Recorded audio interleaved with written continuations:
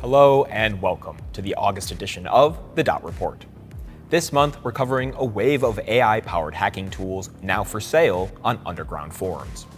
A cyber insurer's mid-year report showing a sharp rise in AI-assisted phishing losses, a newly confirmed data extortion breach tied to a misconfigured Microsoft platform, and a controversial plan to let vetted private companies strike back at cybercriminal gangs.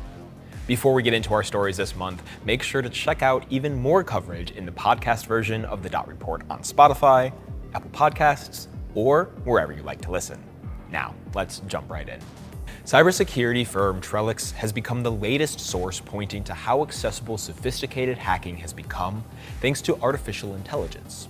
The company published a report detailing several of these tools now circulating on criminal marketplaces. One service called Apex AI accepts a target domain and returns a complete attack plan for deploying ransomware, including step-by-step commands.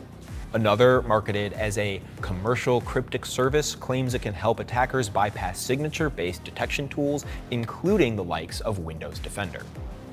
And a third we found is an AI model that advertises itself as having no ethical constraints, and it has already surfaced in attacks flagged separately by Accenture and Google Cloud.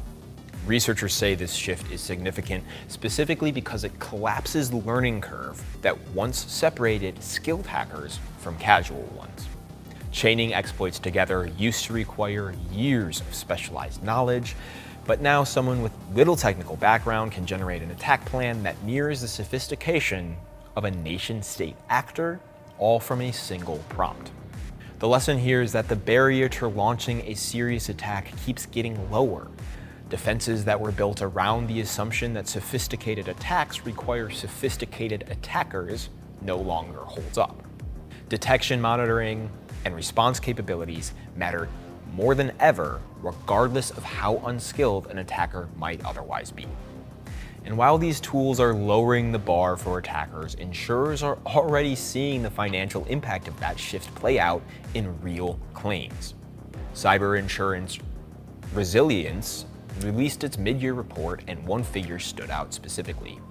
Spear phishing was the entry point for more than 85% of the losses the company dealt with in the first half of the year.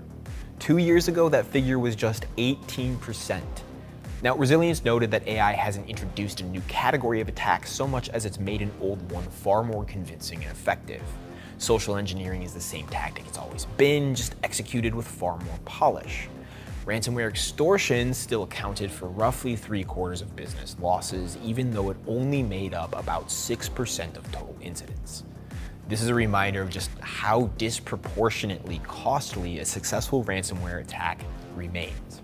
The report also found that supply chain compromises played a far smaller role this year than last, with vendor breaches accounting for just 2.3% of losses compared to 34% in the same period a year earlier. The message is that no company can fully insulate itself from an attack, but the speed of detection and containment is what separates a costly incident from a devastating one. Employee awareness and verification habits remain some of the most cost-effective defenses available, especially as AI makes convincing impersonation much easier to pull off at scale. That kind of direct intrusion through social engineering is exactly what played out in a separate story this month, and it's one of the more significant breaches confirmed so far this year. A group calling itself ExfilSquad claimed on July 26 to have exfiltrated customer records and other sensitive information from roughly 15 organizations, including city governments, universities, a major public school system, and private companies.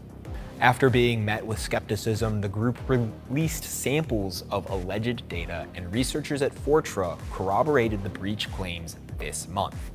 The leaked data appears tied to Misconfigured Microsoft Power Pages portal, a platform used to build public-facing business websites.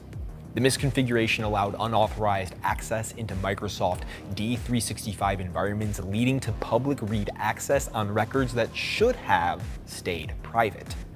The group claims to hold data from a range of organizations, including the City of Atlanta, Allstate, the UK Department for Education, Frontier Airlines, and Microsoft itself. with volumes ranging from hundreds of megabytes to well over 100 gigabytes. Notably, researchers found no evidence of an exploited vulnerability or deployed ransomware, which points to a misconfiguration problem rather than a sophisticated intrusion technique, which is a reminder to organizations relying on low-code platforms to stand up customer-facing websites quickly. They should take this as a useful hint that default settings and access controls deserve the same security scrutiny as any other exposed system. A breach doesn't require a novel exploit when basic configuration errors leave the doors wide open. Breaches like ExfilSquads are exactly the kind of activity the US government is now trying to confront more directly, and this month brought a notably unconventional policy response to cybercrime. The Trump administration issued a memorandum directing the Departments of Justice and Homeland Security to create a program that would let vetted private companies hack into foreign criminal groups, either to gather intelligence on them or actively disrupt their operations. While the program comes with guardrails, as every operation would need written approval from co-executive directors at both agencies, and participating companies would need to post bonds of at least $1 million, plus operations that could kill, seriously injure people, or constitute an armed attack under international law are explicitly off limits. Even so, cybersecurity and legal experts have raised some serious concerns, and questions remain about how rigorously the government will vet both the participating companies and who they're targeting, plus how operations will be deconflicted with military and intelligence activity, and what happens if a private company's actions spill over into systems in allied countries. For the industry, this marks a meaningful shift in how the US is willing to confront transactional cybercrime. Some see it as a necessary escalation given how far attackers have been able to operate with impunity, while others see it as a risky expansion of private sector power into territory that has traditionally belonged to governments alone. Either way, it's a development worth watching closely in the months ahead.